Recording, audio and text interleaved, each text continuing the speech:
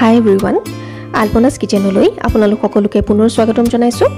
আজি মই পুনৰ এটা বগৰীৰ আচাৰৰ ৰেচিপি লৈ আহিছো আপোনালোকলৈ। ইয়াৰ আগৰ ভিডিঅ'টোত মই বগৰীৰ জলা আচাৰৰ ৰেচিপি আগবঢ়াইছিলো আৰু আজি মই এটা মিঠা আচাৰৰ ৰেচিপি লৈ আহিছো।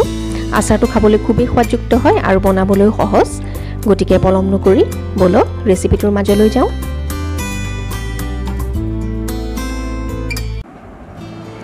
আচাৰ বনাবলৈ প্ৰথমতে মই বগৰীখিনি ভালকৈ ধুই শুকুৱাই লৈছো কাৰণ বগৰীত কেতিয়াবা অলপমান বালি চালিও থাকে সেই কাৰণে অলপমান ভালকৈ ধুই লৈছো আৰু এনেকৈ অকমান ফালি লৈছো যাতে ভিতৰলৈকে মছলা তেল আদি সোমাব পাৰে।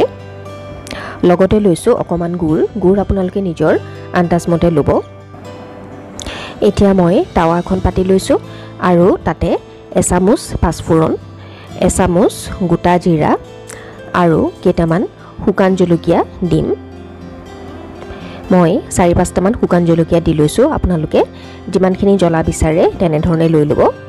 আৰু পিছফালৰ ঠাৰিকেইটা গুচাই লৈছো জলকীয়া কেইটাৰ কাৰণ ঠাৰিখিনি ভাজিব নালাগে, অকল জলকীয়া কেইটাহে ভাজিব লাগিব। আপোনালোকে ইচ্ছা কৰিলে নিদিবও পাৰে জলকীয়া। মই অকমান জ্বলা মিঠা হ'লে আচাৰটো ভাল পাওঁ, সেইবাবে জলকীয়া দি লৈছো আৰু এতিয়া কম জুইত এইখিনি ভাজি ল'ম। এতিয়া কেৰাহী এখন পাতি লৈছো আৰু তাতে গুড়খিনি দিছো। গুড়খিনি এতিয়া অকমান পানী বেছি নিদিব, অলপমান পানী দি মই প্ৰায় এগিলাচ পানী দিছো। এগিলাচ পানী দি এইখিনি ভালকৈ গলাই ল'ম মই।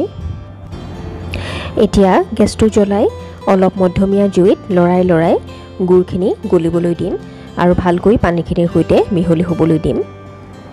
গেছটো বৰ বেছিকৈ বঢ়াই নিদিব, বেছি উতলাব নালাগে, নহ'লে গুড়খিনি অলপমান জ্বলা ভাৱ এটা আহি যায়। সেইবাবে কম জুইত অকল গুড়খিনি গলাই ল'লেই হয়। এয়া মোৰ গুড়খিনি প্ৰায় গলি গৈছে। এয়া দেখিছে অকণো গোটা ৰৈ যোৱা নাই। এতিয়া গলাৰ পিছত মই এইখিনি চেকনি এখনেৰে চেকি লৈছোঁ কাৰণ গুড়ত বহুত বালি থাকে, সেইবাবে চেকি ল'ব লাগে। আৰু চেকি উঠাৰ পিছত এতিয়া এইখিনি মই আকৌ কেৰাহীখনত ঢালি লৈছোঁ আৰু এইখিনি এতিয়া মই কম জুইত অলপকৈ ঘন হ'বলৈ দিম। মধ্যমীয়া জুইত লৰাই গুড়ৰ চিৰাপখিনি অলপ ডাঠ হ'বলৈ দিম।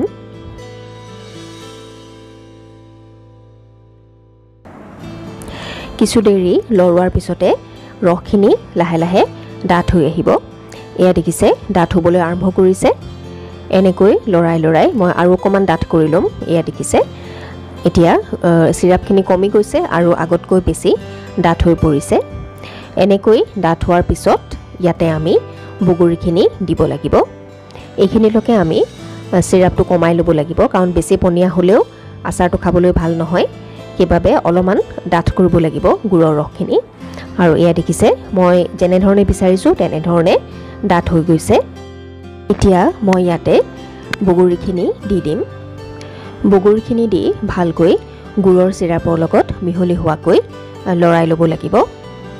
এয়া মই ভালকৈ ইলুটি-শিলুটিকৈ লৰাই দিছোঁ যাতে গুড়ৰ চিৰাপখিনি ভালকৈ বগৰীখিনিৰ ভিতৰলৈ সোমাই যায়।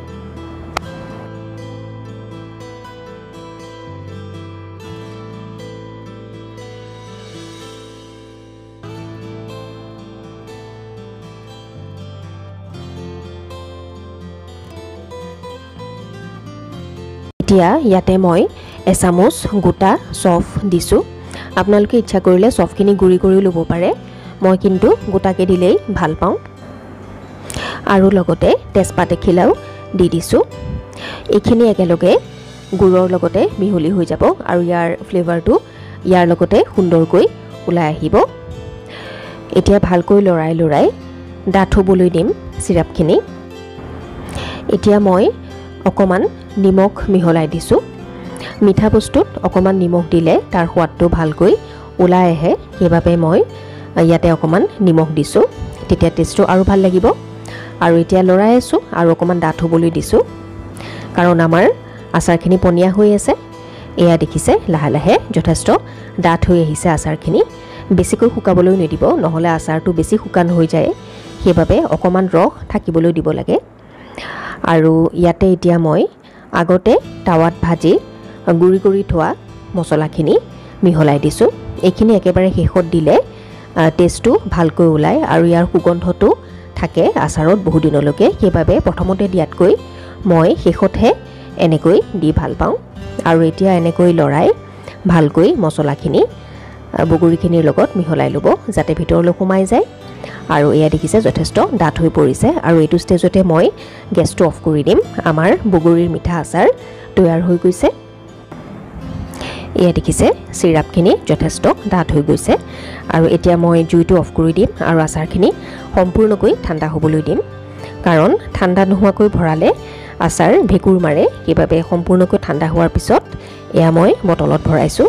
আপোনালোকে যিকোনো বটলতে ভৰাই ল'ব পাৰে। মই চিচাৰ বটল থাকিলে চিচাৰ বটলতেই ভৰাই ভাল পাওঁ। আৰু বটলটো মই আগতে ধুই ভালকৈ শুকুৱাই লৈছোঁ, কাৰণ পানী ৰাখিলে আচাৰ ভেঁকুৰ মাৰিব। সেইবাবে চাব যাতে বটলটো ভালকৈ শুকাই থাকে। আৰু ইয়াতে এতিয়া মই আচাৰখিনি ভৰাই লৈছোঁ। আশা কৰোঁ আজিৰ ৰেচিপিটো ভাল পাইছে আপোনালোকে। ভাল পালে লাইক এটা কৰিব বুলি আশা কৰিছোঁ। আৰু যিসকলে মোৰ চেনেলটো এতিয়ালৈকে ছাবস্ক্ৰাইব কৰা নাই তেওঁলোকক মই ছাবস্ক্ৰাইব কৰি ল'বলৈ অনুৰোধ জনাইছোঁ। আৰু লগতে মোৰ ইনষ্টাগ্ৰাম আৰু ফেচবুক পেজৰ লিংক এটাও মই ডেছক্ৰিপশ্যন বক্সত দি দিছোঁ।